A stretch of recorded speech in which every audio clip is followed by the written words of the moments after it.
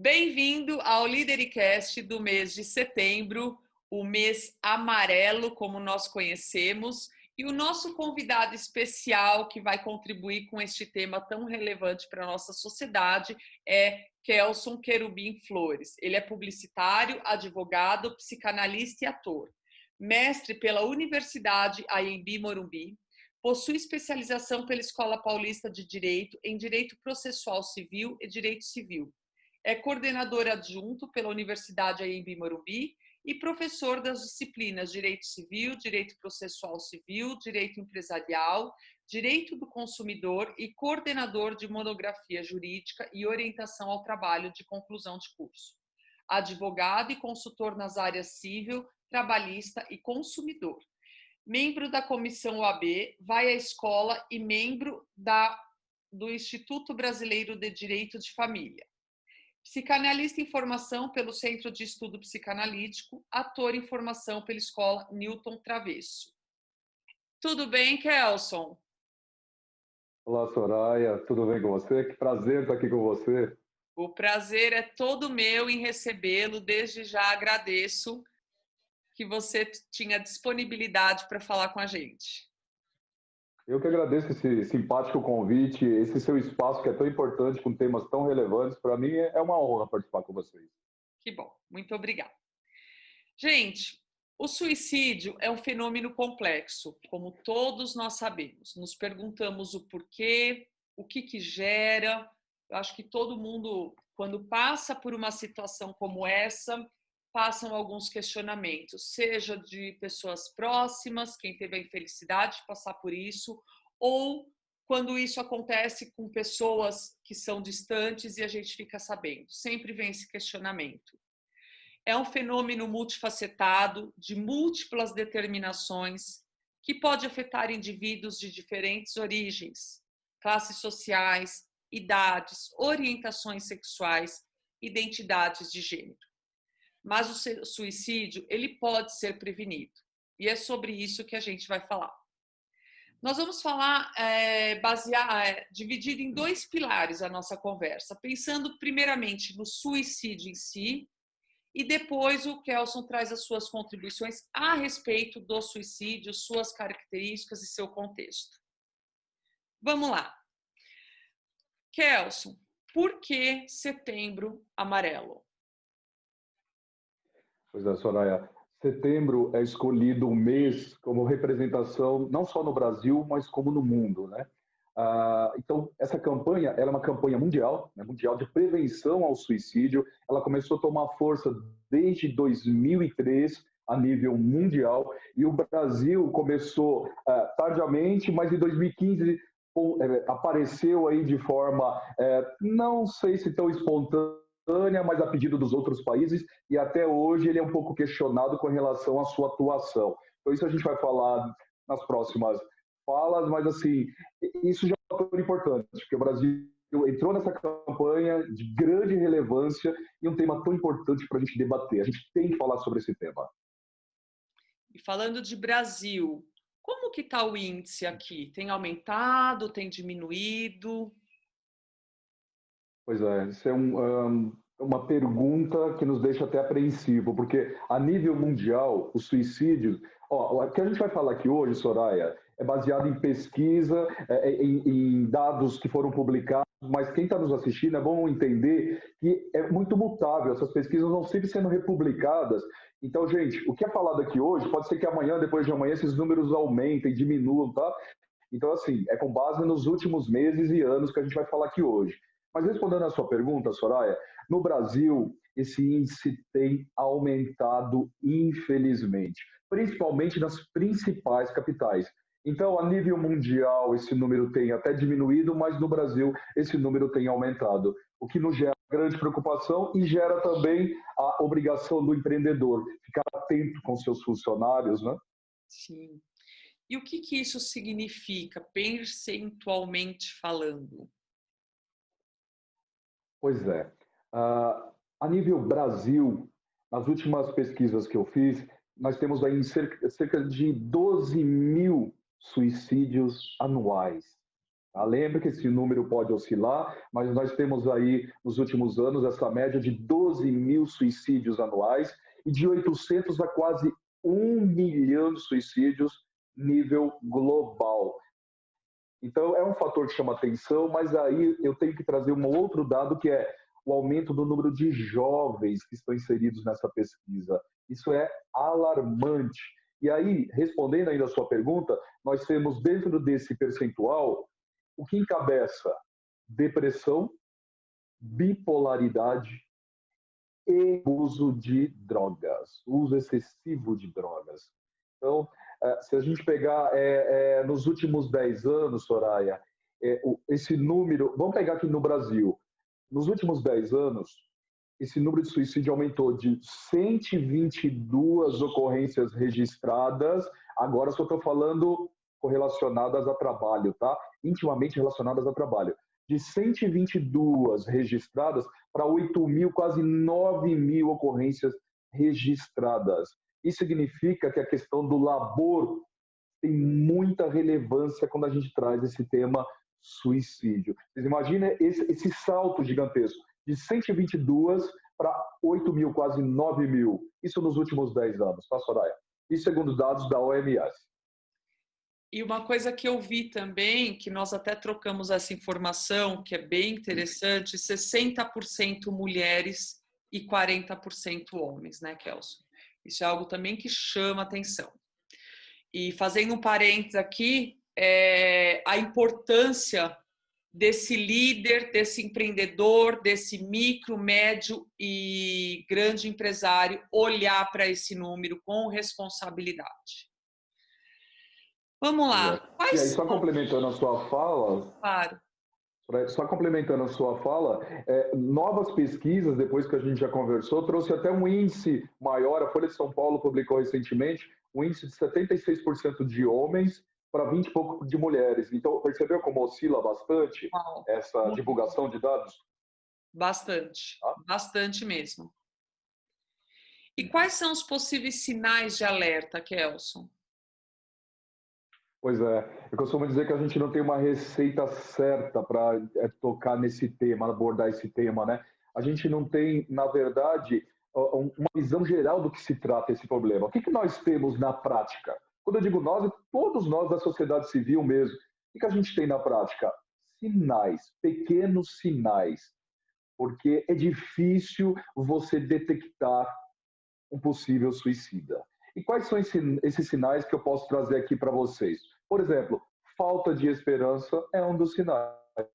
Sabe aquela pessoa, Soraya, que autoestima baixa? Aquela pessoa que não... Bom, para que eu vou sair para trabalhar? Ah, eu não quero arrumar emprego. Aquela pessoa, Soraya, que se sente sempre culpada. Ah, ninguém gosta de mim. Minha família me odeia. Meu namorado me deixou. Enfim, então, assim, falta de esperança, falta de autoestima, um dos sinais. Outro sinal importante que a gente pode começar a perceber também, intenções suicidas. Aquela pessoa que fala assim, amanhã mesmo, essa semana eu morro, eu te deixo livre. Ah, eu queria morrer logo para deixar a família livre, eu sou um fardo. Quem sabe amanhã eu amanheço morto. São sinais de possível tentativa de suicídio. Né? Outra questão também, Soraya, é isolamento. Por exemplo, pessoa que deixa de fazer exercícios regularmente na academia, fica fechada em casa o tempo todo, deixa de postar fotos nas redes sociais, deixa de responder o WhatsApp, ela começa a se isolar o máximo possível. Isso é um fator alarmante. Quando a pessoa ela deixa de ir no seu convívio social, ela deixa de corresponder, de dar sinais que ela está, né, no seu dia a dia, trabalhando, postando fotos, enfim, ela está vivendo normalmente, é um alerta. Agora, só esses são os alertas? Não. Aí, como você já até adiantou, de repente, outras questões influenciam, como questões sexuais, identidade de gênero, perda do emprego, política, economia, família abusiva, relacionamento abusivo, né? Doenças, olha que interessante, que ninguém fala, doenças crônicas. Doenças crônicas, eu costumo dizer que a doença crônica deixa uma sequela na alma, de tão invasivo que é a doença crônica. E ela gera depressão, que gera suicídio. Então, tudo isso entra aí no pacote de alarme para a gente ficar esperto com um possível suicida. Nossa, muito bom. E pensando, quando você falou, quando a pessoa fala assim, porque eu vou te deixar livre. Muitas vezes existe uma tendência de quem ouve isso, falar, tá exagerando, tá se vitimando, não vou dar importância. Existe um consenso, quem quer fazer, faz e não avisa. Tem meio que um, um ditado popular. Então, olha como é importante a gente olhar para isso com atenção. E mais uma vez, eu vou falar de novo essa palavra, responsabilidade. A gente precisa ser responsável quando nós verificamos, identificamos isso. Quando você fala das redes sociais, tem pessoas que não gostam, que não interagem, mas se eu tenho uma pessoa que tem o costume de interagir, para de fazer, é um Exato. sinal muito forte. Exato. Eu não posso simplesmente falar, se Exato. te conectou, ou ao menos passa a mão no telefone e fala assim, meu amigo, tá tudo bem? Tá, eu só não estou querendo mais usar muito a tecnologia, ok, mas entenda, vai Exato. atrás. Sim. Tudo bem. Diante de uma Perfeito. pessoa, Kelson, diante de uma pessoa sob risco de suicídio, o que se deve fazer? Quais são as dicas que você dá para gente? Pois a primeira coisa que eu deixo, que a gente pode falar como relevante, Soraya, primeiro é ouvir. Ouvir é fundamental. Você acabou de tocar nesse assunto. E você ligar para a pessoa, é você validar o sentimento dela. Porque, gente, a gente tem que lembrar de uma coisa. O suicida, ele está passando por um problema, por um vazio tão grande, e aquele vazio nunca é preenchido. Então, para ele é um problema que jamais será resolvido. Ele está no limbo, ele está numa situação que ele não consegue sair daquela situação. E quando a gente ouve, quando a gente dá voz para essa pessoa, isso é importantíssimo, porque lembre-se, isso é dados científicos. Mais de 90% dos suicídios são evitados. Mais de 90% dos suicídios são evitados. Como a gente evita? Ouvindo. Então, por exemplo, a pessoa fala assim, quem sabe amanhã eu estou morto. E a outra vai, tomara que você morra e bate a porta. Não, é voltar, fechar a porta e falar, por que você falou isso? Da onde vem essa ideia? Não fale mais isso. O que você está sentindo? Ouça, descubra. Então, esse é o primeiro fator importante, ouvir, uma escuta refinada, com carinho pelaquela pessoa. Segunda questão, percebeu que há indícios de suicídio? Encaminhar para profissionais da área, psiquiatras, e aí vem uma dica importantíssima, psiquiatra com terapeuta. Se você vai escolher um psicólogo, um psicanalista, não sei, mas que seja escolhido essa dualidade, esse casamento é importante. O psiquiatra com a medicação, certamente, mas o analista que vai ouvir. É uma escuta mais refinada, né? Não tem jeito. É uma escuta mais refinada porque nós, a família, os amigos, a gente não tem tempo de uma escuta tão refinada. A gente trabalha essa dinâmica do dia a dia, mas o profissional está ali para isso. E, por fim, as pessoas que principalmente moram juntos com essas pessoas que pensam no suicídio, é tirar objetos cortantes de perto. Tem que tirar, infelizmente, para evitar o suicídio. Tirar pesticidas, veneno de rato, qualquer remédios, não pode deixar ao alcance dessas pessoas. Então, essas são as dicas para aquelas pessoas que a gente identifica que pode estar próximo a tentar o suicídio. Kelson, quando eu abordo esse tema, eu sou estudante de psicanálise, assim como você, e a gente sempre está enfrentando esse tema nos estudos, nos casos que nós estudamos, e a gente verifica que existe um tabu. E quando você leva isso para sua família, para as pessoas próximas, e você comenta algo e você percebe o pânico que as pessoas têm até de falar a respeito. Eu Perfeito. tenho o caso de um conhecido que na família tiveram 2 casos de suicídio. Essa pessoa não comenta com ninguém, é um assunto velado, é como se fosse proibido. É uma pessoa que eu conheço há muitos anos, eu fiquei sabendo por conta desta amizade, mas é algo que, sim, que eu fiquei sabendo, mas eu não posso mais voltar no assunto. E a gente percebe mesmo que tem isso, é muito forte, né? O que você me fala desse tabu? Quanto que isso pode ajudar? Em nada, né? E atrapalhar? Perfeito. Ótima pergunta, Soraya. É um tabu, é mais fácil a gente tratar de outras doenças como o câncer, o HIV, mas não é falado. Aliás, dentro desse tabu a gente pode incluir, Soraya, depressão e o suicídio. Verdade. Entra no pacote porque é um tabu. E aí eu vou te contar uma curiosidade. De onde vem essa origem do tabu? Na década de 1770 e alguma coisa, 71 a 74, alguma coisa assim, foi publicado um livro chamado Os Sofrimentos do Jovem Werther. Esse livro conta a história, esse livro conta a história de um jovem que tinha um amor por uma jovem e não foi correspondido. O que acontece? Ele dá um tiro, ele se mata. Bem, então esse livro, quando ele foi vendido, esse livro de alguma forma, segundo o povo europeu da época, esse livro ele estimulou o aumento de suicídio. Mas vamos trazer agora a nossa realidade. Então não se pode falar sobre o suicídio, pelo contrário, tem que se falar, tem que se validar esse tema. Como eu falei, mais de 90% das pessoas, os suicídios podem ser evitados. Por quê? Porque é falado, porque é legitimado, porque é ouvido. Então tem que se falar. Então, vamos afastar o tabu, ele existe sim, mas isso é uma coisa que a gente herdou lá de 1770 alguma coisa. Eu posso dizer que o suicídio é um impulso?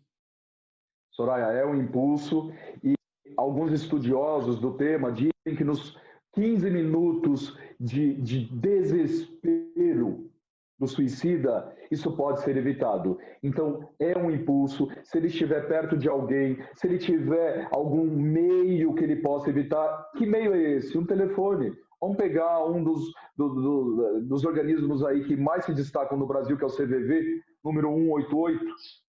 Se o suicida ele tiver um telefone, ele conseguir ligar, ele não se suicida. Isso é comprovado. Então são 15 minutos, é um impulso.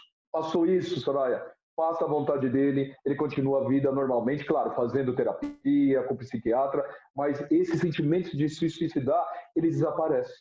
Então é um impulso, respondendo a tua pergunta. Porque o que ele quer suicidar é o problema, é a dor. É o problema, é a dor. E é uma dor sem fim, eu costumo dizer. É uma dor sem fim. Não é a vida. E só quem sabe, né?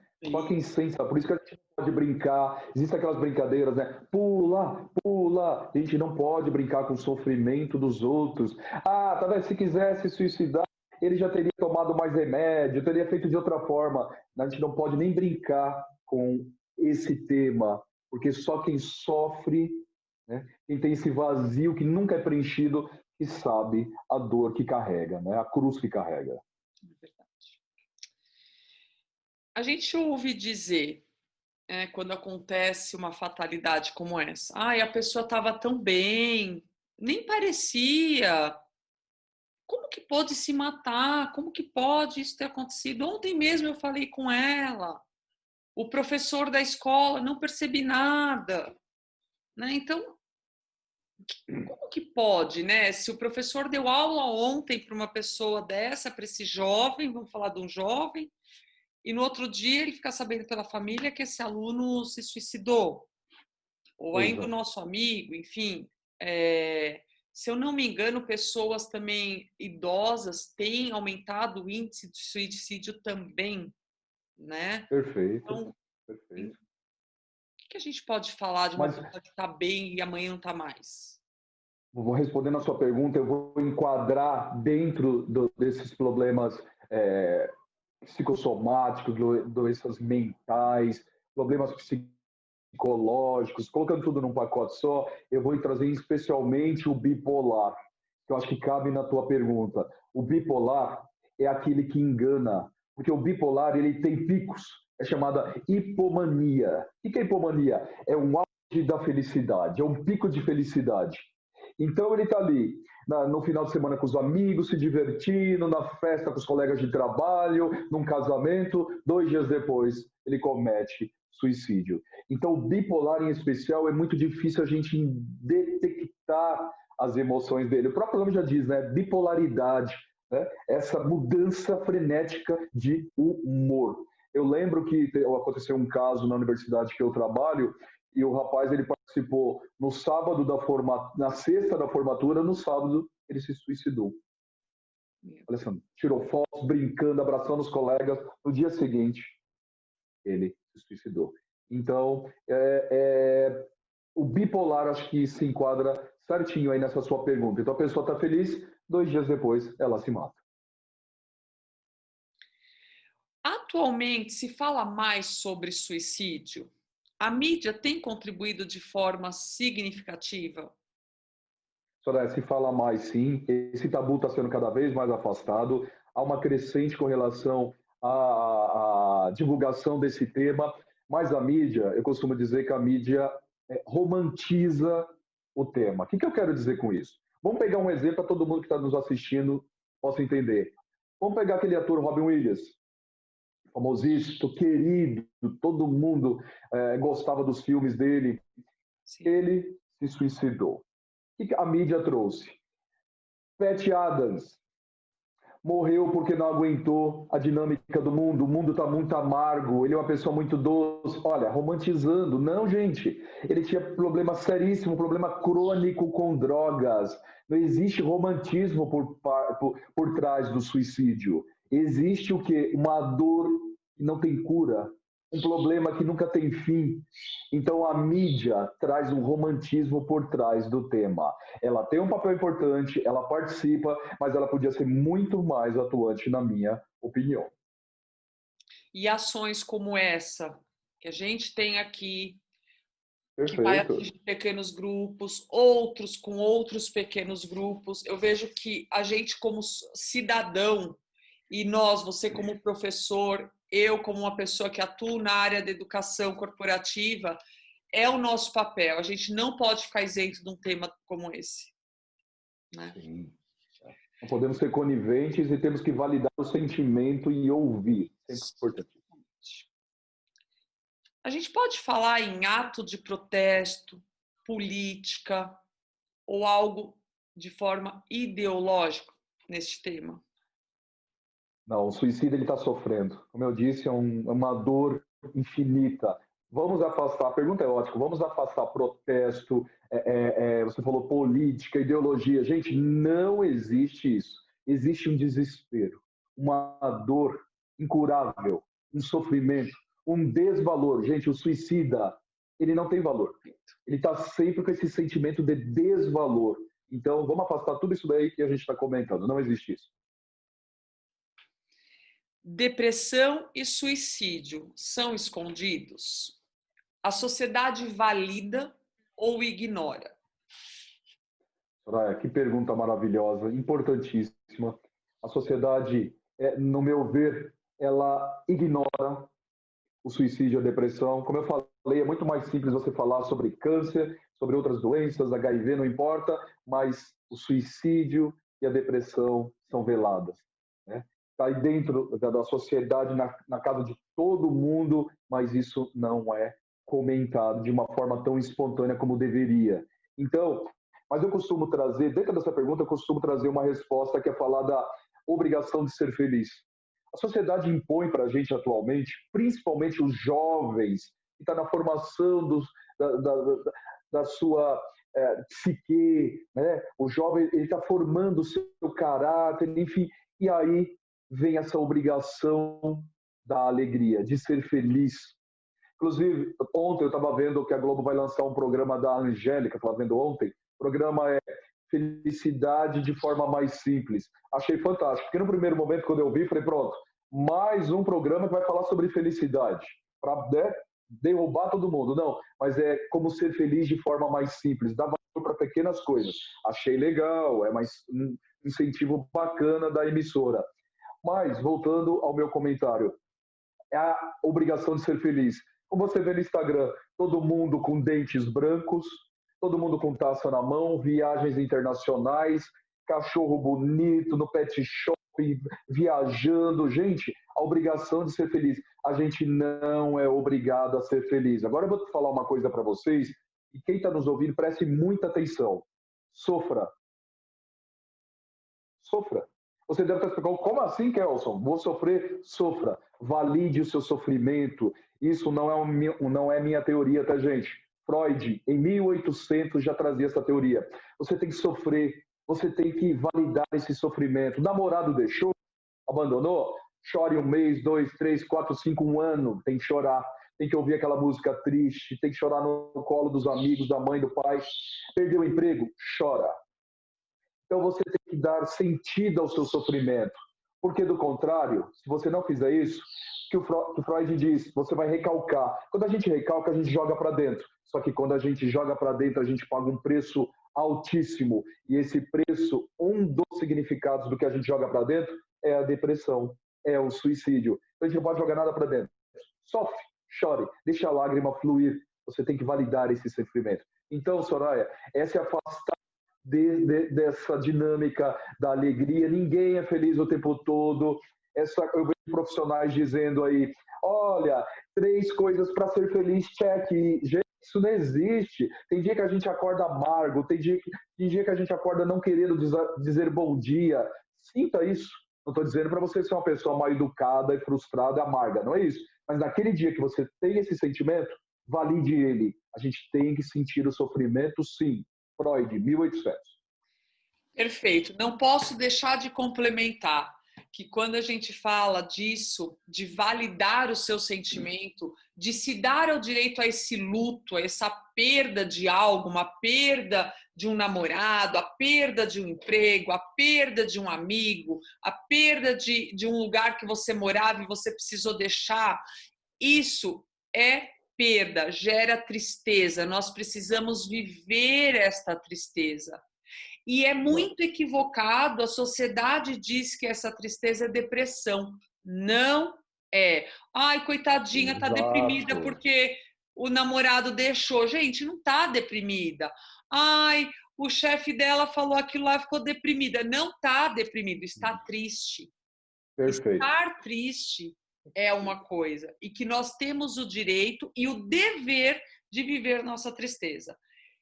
Estar deprimido é outra, que é o que o Kelson falou. Você recalca essa tristeza, vai virar uma depressão lá na frente.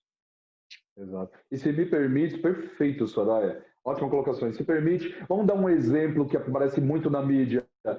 Aquele marido que é deixado pela esposa. Então, quais são as falas desses homens? Ela é metade da minha laranja. Ela é minha alma gêmea. Ela é metade de mim. Quando ele diz que ela é metade de mim, significa que eles são um todo. Olha, eles começam a se integrar, unificar. E aí, quando essa esposa, ou esposo, enfim, mas vamos imaginar, a esposa o abandona, se apaixona por outra pessoa e vai embora, essa metade se separa e essa pessoa fica ali perdida. Cadê a minha outra metade? Perdi a minha outra metade. Bom, já que eu perdi a minha outra metade e ela é metade de mim, eu me mato, porque se eu me mato, eu estou matando a outra metade também. O que você pode me falar da pandemia dentro deste assunto? Tem alguma correlação no seu entendimento? Tem sim. A pandemia, ela nos trouxe um cenário extremamente diferenciado daquilo que a gente estava vivendo. Você imagina um ser humano com liberdade de acordar, trabalhar, ir para a academia, ver a namorada, ir para um cinema, enfim, aquela dinâmica gostosa, prazerosa, que sempre nos deu prazer, né? E de repente a gente está como um passarinho numa gaiola, sem poder ver os amigos, ir numa festa, no clube, na academia. A gente está numa dinâmica agora que nos trouxe sofrimento, né? Nos trouxe isolamento. E o ser humano ele não nasceu para ficar isolado. O ser humano que está isolado, ele sempre tem alguma sequela, alguma consequência do seu isolamento. Eu já ouvi falar, não sei se isso é uma crença, não sei se isso é um dito popular, mas que lugares mais gelados são mais propícios a suicídios. É real? Soraya, para outros países isso pode até ser uma consequência, uma afirmativa verdadeira. No Brasil, Norte e Nordeste já foram estados que se destacaram no número de suicídio. Então, essa questão do frio para outros países cabe. Para o Brasil, não, como eu disse, algumas regiões bem quentes, o suicídio é maior. Depende da pesquisa e do ano, tá, gente? Vamos sempre lembrar disso. Tá. E lembrando que o Brasil não é um país gelado em nenhuma das suas regiões, né? Frente a outros países, claro. E eu acredito, não fui a fundo nessa pesquisa, mas é até interessante, que deve estar muito associado com as questões sociais, né? Sim, perfeito, perfeito. Vamos lá.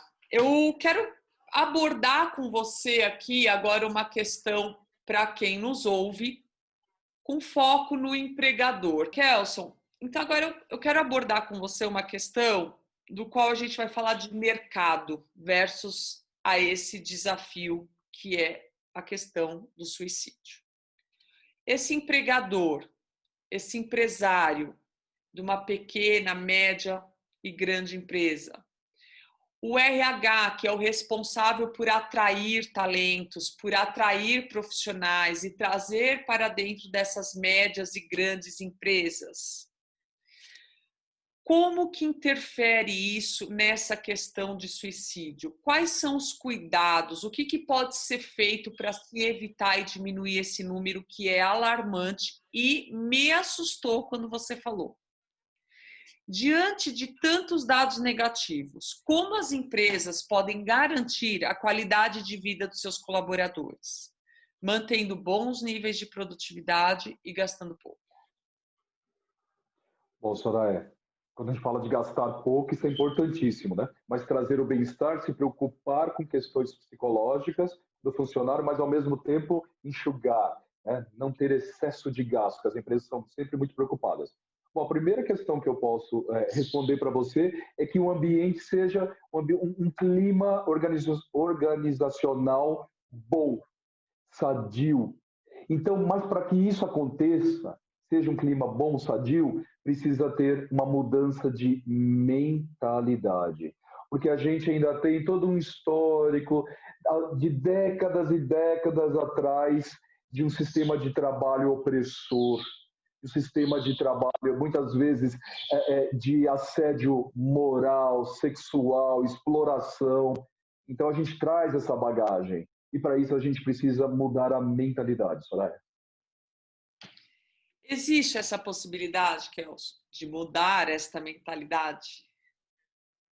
Pois existe sim essa prerrogativa de mudar a mentalidade. Não é fácil, porque, como eu falei, a gente traz essa bagagem, né, de décadas e décadas atrás, mas o empregador, o empresário, ele precisa lembrar, ele precisa ter um ambiente leve de trabalho, ele precisa dar acolhimento ao empregado e parar de pensar, como muitos empregadores, só no lucro.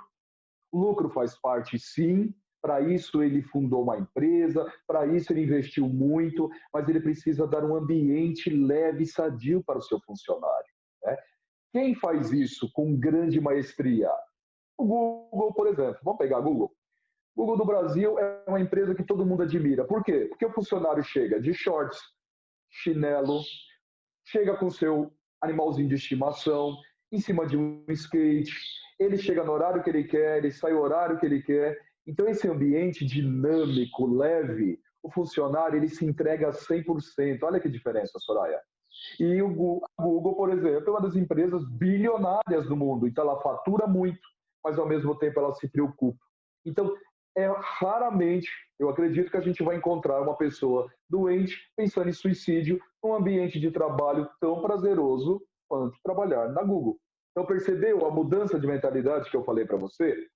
E aí, assim, o empresário ele tem que olhar no seu concorrente, naqueles que trabalham no seu segmento. De que forma que ele está trazendo esse bem-estar para o meu funcionário? Ele tem que fazer uma pesquisa, porque às vezes ele acha um bicho de sete cabeças, que ele vai gastar muito. Não, dinâmicas, sem custo, mas que vai trazer benefício ao funcionário. Eu vejo dois fatores também muito importantes.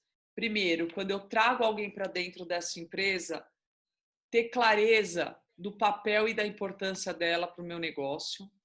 As pessoas se sentem importantes e o porquê que aquela empresa existe e o quanto que ela vai ser importante nessa existência dessa empresa. O ser humano que é valorizado e não monetariamente, porque as pesquisas nos mostram que não é o salário que mantém um bom colaborador, mas é a valorização humana, são os programas que a gente tem de desenvolvimento com foco nesta pessoa, tudo isso que é muito importante, né? A pandemia também traz um dado para a gente muito importante, que é a empresa passar a olhar as pessoas, como você colocou, e perguntar quem quer continuar home office, quem não quer. Muitas das empresas que nós da Dom atendemos está fazendo essa pesquisa para tomar iniciativas e decisões para o próximo ano. E eu posso te garantir que com quem a gente tem conversado, isso está fazendo toda a diferença. O clima está maravilhoso. A produtividade não caiu. Tem empresas que tiveram metas atingidas, dependendo do segmento, isso foi possível. Então, assim, eu acho que é uma lição para o mundo. É uma quebra de mentalidade no qual eu preciso ser opressora para garantir que o cara vai trabalhar das 8 às 8 e não vai me enganar, né? Assim, é uma quebra gigante. E lembrando dentro da sua fala, perdão, imagina. E lembrando que dentro dessa sua fala, os jovens de hoje, eles não conseguem se adaptar com esse tipo de profissional que você acabou de falar. Exato. Eles não ficam. E aí aquela rotatividade. Então, assim, muito cuidado, empregador, aquele diretor, aquele CEO, enfim, aquele que está acima, que trabalha com esse tipo de conduta que você está comentando. O jovem de hoje, ele não tolera e ele não está preparado para lidar com esse tipo de profissional. Kelson, a escolha de um bom profissional faz a diferença? Soraya, faz total diferença. A escolha ruim de um profissional contamina a equipe. É ruim para a empresa, é ruim para a própria pessoa. Por quê? Porque se ela foi escolhida errada, ela precisa do salário, ela precisa dos benefícios, ela vai encarar. Só que ela encara e a curto prazo ela vai desempenhar, ela vai tentar se destacar, ela vai tentar permanecer no trabalho. Mas a longo prazo, como foi uma contratação ruim e ela não era apta para aquele cargo, a longo prazo ela vai ter o quê? Doenças, depressão, pensamento até de suicídio. Por quê? Porque ela vai frustrar a família, ela fica frustrada, entende? Então, tem uma responsabilidade com ela, com a empresa e com a família. Isso tudo pesa. Por isso que as pessoas cometem suicídio. É muito pesado. E aí, gente, uma contratação ruim pesa para a empresa, porque essa rotatividade, toda hora contratando, é custo para a empresa também. E a equipe não fica sólida, a equipe não consegue interagir, porque toda hora está trocando. Então, uma contratação ruim é péssimo para a empresa. Então, baseado nisso, isso vai reverberar num bom clima organizacional. O quanto que isso ajuda? Perfeito. Então, esse clima organizacional, bom, é extremamente necessário, porque um clima ruim, um clima de fofoca, de bullying dentro da empresa, né? Eu conheço e vi isso de perto, setor de vendas que ridicularizava, colocava a foto da pessoa, a pior vendedora do mês. Gente, isso não existe, contamina a equipe, contamina o ambiente. Então, esse clima ruim é péssimo para a vida da empresa e para a vida dos funcionários. Mas quem é o responsável por isso? Quem está na liderança. Quem está na liderança precisa ter esse olhar carinhoso de acolhimento e sempre se preocupar com o psicológico do trabalhador, dar um feedback ao funcionário, porque às vezes o funcionário está errando e ele não quer ser ridicularizado, ele quer ter um feedback. Olha, chegue no horário, tente bater suas metas, diversifique a sua carteira, veja fulano que está do seu lado que ele tem ideias boas. É você dividir com o funcionário, é ele aprender em cima dos erros dele. Então, um clima bom faz toda a diferença para a saúde e para a produtividade a longo prazo. É isso mesmo. E dar oportunidade para as pessoas melhorarem, para as pessoas performarem. Perfeito, Dar perfeito. significado e valor à tarefa pode ser um diferencial. Não tenha dúvida. Você dar valor, agregar valor àquilo que a pessoa desempenha é fundamental.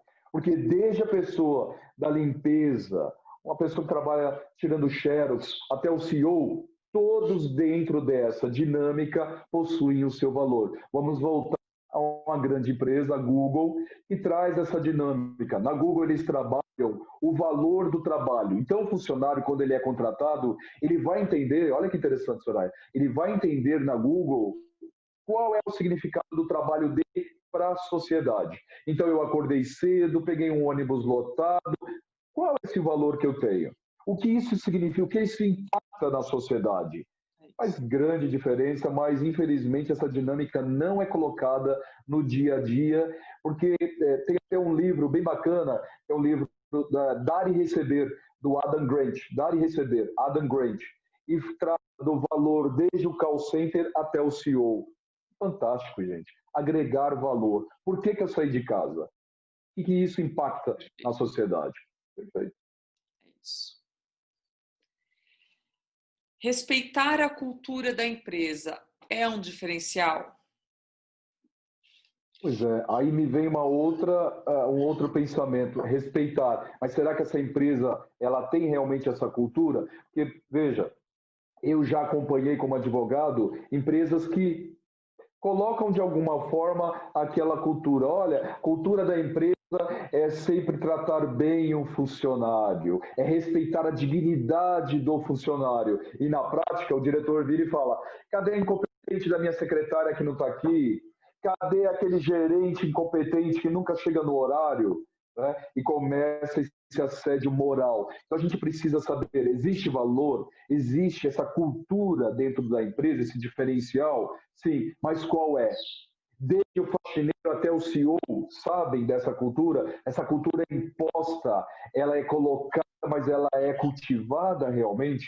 Ela é vivida no dia a dia por esses funcionários? E se não for vivida, precisa repensar essa cultura e saber se ela está sendo aplicada de forma correta. O fluxo de trabalho pode contribuir de alguma forma para o bem-estar das pessoas? Praia, as pessoas, aliás, os empresários costumam, se a gente parar para pensar, dar um fardo muito maior ao funcionário do que ele consegue carregar, né? Então, por que eu estou falando isso? Hoje em dia, grande parte das pessoas que vão ao consultório e acabam, olha, eu estou com depressão porque a empresa não respeita o meu horário de trabalho. Fora do meu horário de trabalho, eu preciso atender o meu chefe. Então, existe um acúmulo, um excesso de trabalho, de fluxo de trabalho muito grande. E lembrar também que duas pessoas no mesmo ambiente, no mesmo departamento, não têm a mesma dinâmica, a mesma resposta de trabalho. E aquele que está acima, hierarquicamente falando, ele precisa ficar atento. Então, esse fluxo, a gente precisa entender se o funcionário ele tem que fazer essa hora extra fora do horário mesmo. Porque aí, além de uma questão psicológica que vai trazer um sofrimento, tem questão jurídica. E lá na frente vai ser uma ação trabalhista que o empregador vai ter que suportar.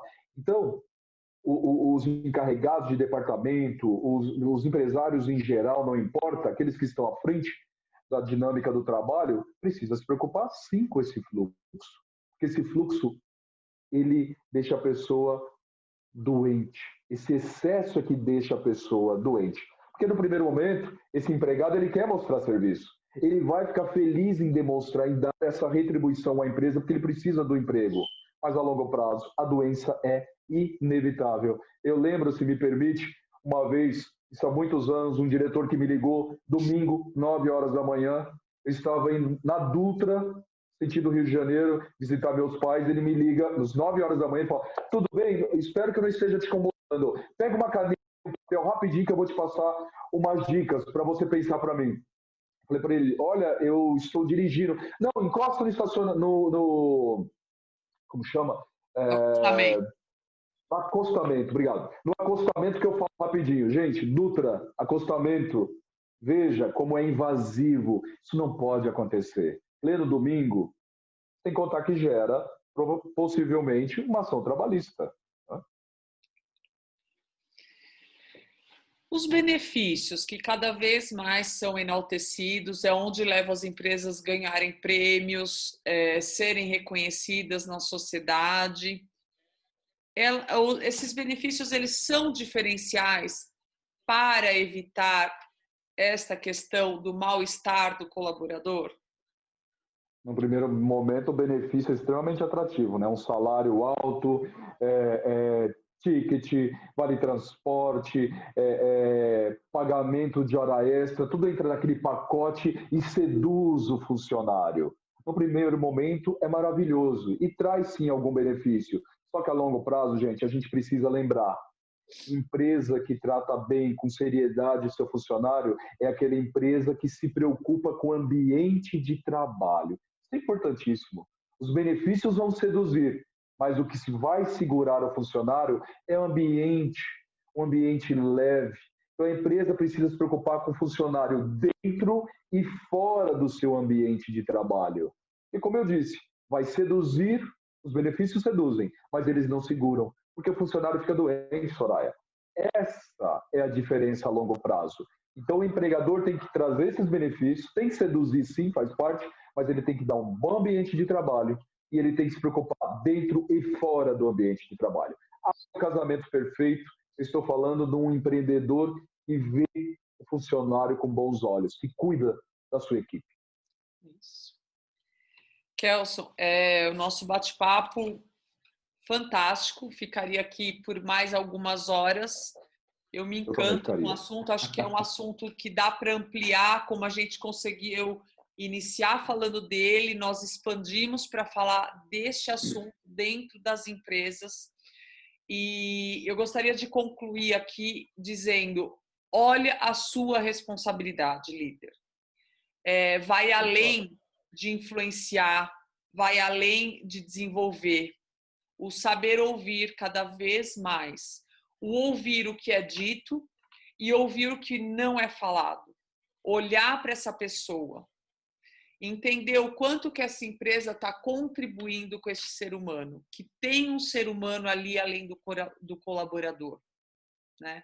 Então, esse sinal que eu quero deixar para vocês que estão nos assistindo, essa responsabilidade para com o seu próximo, seja no seu ambiente de trabalho, seja no seu ambiente familiar, com os amigos, na rua, né, com o nosso próximo.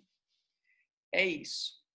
Kelson, você gostaria de enaltecer algum órgão que se destaca na luta contra o suicídio e deixar alguma reflexão para os nossos líderes, para os nossos profissionais de RH, para as pessoas que estão nos ouvindo? Soraya, eu vejo com bons olhos, inclusive, se destaca no seio da nossa sociedade o CVV.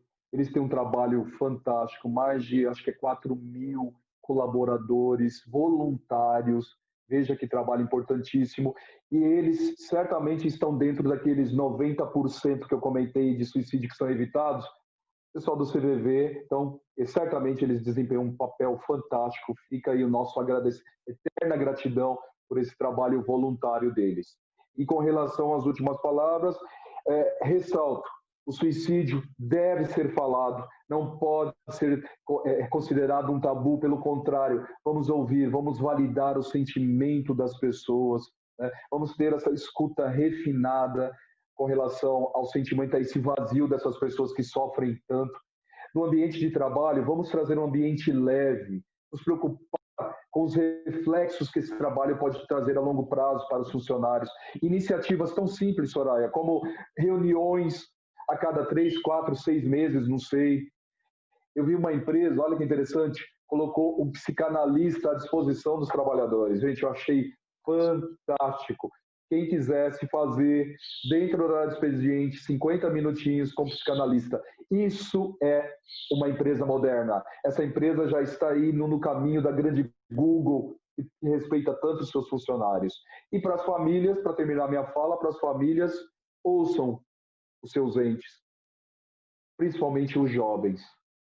Não ache que tudo é uma brincadeira, isso vai passar, isso não tem importância. Por isso que acaba acontecendo o suicídio, porque a gente não valida o sofrimento. O sofrimento existe. Então, gente, é isso. Eu queria agradecer o seu convite mais uma vez. Obrigado por essa oportunidade. É um tema pouco discutido, mas de grande importância na sociedade, e a gente tem que voltar a falar nele. Então, sempre que você quiser, eu estou aqui à sua disposição. Sabe que eu sou seu fã, né? Então, eu estou sempre à sua disposição. Kelson, Parabéns. foi... Muito obrigada. Kelson, foi uma delícia esse bate-papo. Nossa conversa sempre dá bons frutos e hoje a gente conseguiu contribuir com a sociedade de uma maneira muito positiva e num assunto que nós dois acreditamos e sabemos o quanto que é valioso. Pessoal, muito obrigada por nos assistir, muito obrigada por serem responsáveis pelo seu próximo. Lembrando, o CVV, o número é 188, é um número importante para divulgar, para falar para as pessoas, para deixar exposto aí no ambiente que você trabalha. Falem sobre isso. E até o próximo Lidercast. E muito obrigado, um grande abraço a todos. Kelson, muitíssimo obrigado. Um beijo enorme, meu amigo. Até uma próxima. Até a próxima. Tchau, Valeu, tchau. obrigadão.